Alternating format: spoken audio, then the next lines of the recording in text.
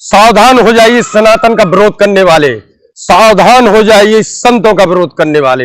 भारत देश के प्रसिद्ध संत आचार्य धीरेन्द्र शास्त्री ने छतरपुर विधायक आलोक चतुर्वेदी के चल रहे केजीपीएल क्रिकेट टूर्नामेंट के समापन के दौरान यह बात कही है कि जो लोग संतों का विरोध करें, चाहे वो संत हो, जो लोग सनातन का विरोध करें, चाहे वो मीडिया वाले हो, उनका विरोध करने के लिए आप तैयार हो जाइए। लेकिन बागेश्वर धाम के हे परम पूज्य गुरुदेव, मैं अज्ञानी पुरुष हूं, जनता बहुत अज्ञानी है, वो यह नहीं जानती है कि कौन संत सही है, कौन संत खराब है। इसका आकलन कैसे किया जाए? हम लोग किन संतों का विरोध करें, किसका विरोध करें? पंडोकर धाम के प्रसिद्ध जो गुरु हैं वो आपका विरोध करते हैं, आपको कहते हैं कि आप भूत पिशाचिनी योनि सिद्ध किए हुए हैं, अपने सन्यासी बाबा की आत्मा को सिद्ध किए हुए हैं, आडंबर फैला रहे हैं। देश के प्रसिद्ध संत शक्ति पुत्र भी आप पर आरोप लगा रहे हैं, कई वीडियो चल रहे हैं कि आडंबर आप करते हैं, लोगों को दरबारों में अपने लोगों को खड़ा करते हैं, भूत नचाते हैं। बंद करें ऐसे आडंबरों को। जब इतने बड़े संत शक्ति पुत्र जैसे पंडोकर धाम के प्रसिद्ध गुरु जैसे संत ही आपका विरोध करते हैं, तो क्या हम लोगों को ऐसे संतों का विरोध करना है क्या? अगर हम ऐसे संतों का विरोध करेंगे तो आपने ही तो पंडोकर धाम के गुरु से, जिन्होंने आपके खिलाफ इतना गलत अपशब्द बोला, आप पर ऐसे ऐसे आरोप लगाए, और आपने वहीं पर उसी मंच में जाकर उनसे मित्रता कर ली। आप मित्रता करते हैं और जनता को कसम देते हैं कि ऐसे लोगों का विरोध करें। हम लोग अज्ञानी है, हम लोग एक साधारण मानव, हम लोगों को ये ज्ञान नहीं है क्या सही है क्या गलत।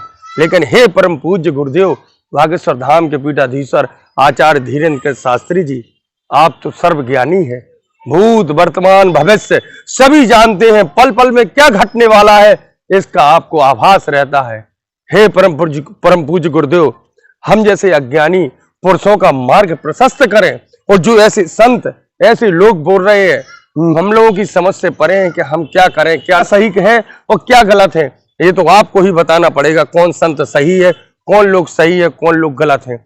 महाराष्ट्र में जो निर्मूलन समिति ने आप पर ये आरोप लगाए हैं, हम लोगों को कुछ समझ में नहीं आ रहा है। कहते हैं कि देश में कानून संविधान सबसे ऊपर होता है। यदि महाराष्ट्र में ऐसा कोई कानून बना है कि जादू टोना निवारण अधिनियम, जिसके तहत आपके खिलाफ कार्रवाई करने के लिए कहते हैं, तो क्या उस कानून का खिलाफ करना है? यदि कानून का विरोध करते हैं तो ये भी देश विरोधी गतिविधि होती है। उन्होंने तो आपको चैलेंज किया है।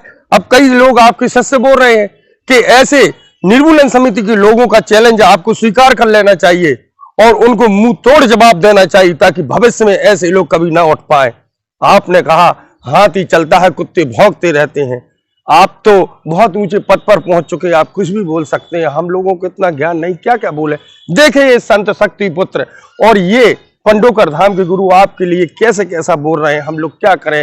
हे परम पूज्य गुरुदेव, हमारा मार्ग प्रशस्त करने की कृपा करें, बताएं क्या करें? हम इन संतों का विरोध करें, इन कानूनों का विरोध करें? अब आप ही बताएं। मैं गलत हूं तो मेरे खिलाफ आवाज उठाओ। अगर तुम जैसे पंडोकर महाराज, तुम जैसे लोग, प्रेमा साईं जैसे लोग, और यहां पर बागेश्वर धाम में बैठे हुए लोग जो झाड़ फूंक के नाम पे फूंक मारते हैं, झुनझुना बजाते हैं, एक भी भूत किसी को सिद्ध नहीं है। कोई अछूत हो हमें छुए ना। कैसे ब्राह्मण हो? ब्राह्मण वह होता है जिसको सबको अपने हृदय में धारण कर लेता है। उनका पैसा तुम्हें प्रिय लगता है, उन्हें दान दे दे तो उठा करके अपनी जेब में रख लोगे। उनके छुए हुए पैसे तुम्हें बुरे नहीं लगते, मगर उनका छू लेना तुम्हें बुरा लगता है। उनकी दक्षिणा में वो कुछ भी दे दे, वह सब कुछ तुम्हें स्वीकार है, सब कुछ प्रिय है, मगर वह एक अछूत है, वह इसलिए तो उनके साथ तुम हीन भावना रखते हो। मेरी आवाज को बंद करने की तुम जैसे लोगों की ताकत नहीं। यह ढोंग पाखंड की दुकानें बंद करो, कथाएं सुनाओ, राम नाम का जाप कराओ। कोई झाड़ फूंक के लिए भी आता है तो बैठा लो मंदिरों में, उनको सही रास्ता दिखाओ। यहां भी लोग आते हैं, मगर यहां झाड़ फूंक नहीं की जाती।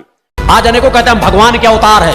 उन जितने भगवान के अवतार कहते हैं, मैं कह रहा हूं उन्हें खुली चुनौती देता हूं कि वास्तव में अगर तुम अपने आप को भगवान के अवतार कहते हो, अगर तुमने मां के अपने स्तन का दूध पान किया है, तो योगी राज शक्ति पुत्र की चुनौती है तुम्हें कि मेरी चुनौती को स्वीकार करो। मैं ऐसे भगवानों को खुली चुनौती देता हूं कि आओ। एक ऋषि तुम्हें चुनौती देता है, योगी राज शक्ति पुत्र की तुम्हें चुनौती है। अधर्मी हो, अन्याय हो, अगर मेरे साधनात्मक तंबल को झुका दोगे तो सर काट के तुम्हारे चरणों में चढ़ा दूंगा। भगवान की जय। और नहीं है तो अब भी सुधर जाओ।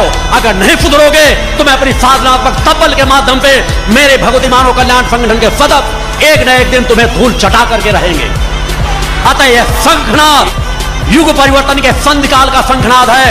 यह शंखनाद है धर्म युद्ध का, धर्म योद्धाओं का, एक ऋषि का शंखनाद है जो युगों युगों तक गूंजता रहेगा। इस शंखनाद को कोई समाप्त नहीं कर सकता। छतरपुर में भी आप बागेश्वर धाम की बात सुन रहे होंगे। मैं आया इसीलिए हूं, इस तरह के लोगों का पर्दाफाश करने के लिए। इनके पास कोई तपस्यात्मक बल नहीं है। ये बहुत निकृष्ट साधनाएं होती हैं, कर्ण पिशाचिनी, कर्ण भैरवी, अन्य इस तरह की दर्जनों प्रकार की साधना है। मैं बागेश्वर धाम महाराज को भी कहना चाहूंगा, इन तुच्छ साधनाओं का उपयोग करके समाज को दिशा भ्रमित मत करो। तुम कोई त्रिकालज्ञ नहीं हो। हमें लिखा है बागेश्वर में ब्रह्म राक्षस पिचास योनि में काशी में मरे सेतु लाल जी महाराज, जिनको ब्रह्म सन्यासी बाबा कहा गया है, वह सेतु महाराज को अटेंडम तांत्रिक विधि से सेतु महाराज को धीरेन्द्र कुमार शास्त्री द्वारा सिद्ध करके 50 रूप में ब्रह्म राक्षस रूप में वह बैठा रहा, जिसका साइड इफेक्ट आपको है। क्यों उनको नागपुर से भागना पड़ा? उसके पीछे के दो कारण हैं। एक कारण है अखिल भारतीय अंधश्रद्धा निर्मूलन समिति, जो 40 सालों से इस खास कर महाराष्ट्र में और आसपास के प्रांतों में काम कर रही है। ये समिति ने आज तक कई बाबाओं का भंडाफोड़ किया है, यहां बड़े बड़े बाबाओं को नागपुर से भगाया।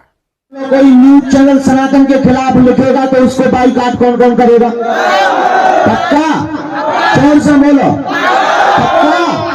अगर कोई साधु महात्मा सनातन का विरोध करेगा तो उनकी छतरी कौन कौन मारेगा? पक्का? सौगंध है बापन की, पक्का? तो जाओ हनुमान जी खूब पूछ घुमाए रावण, जिनने हाथ में उठाए रावण के खानदान।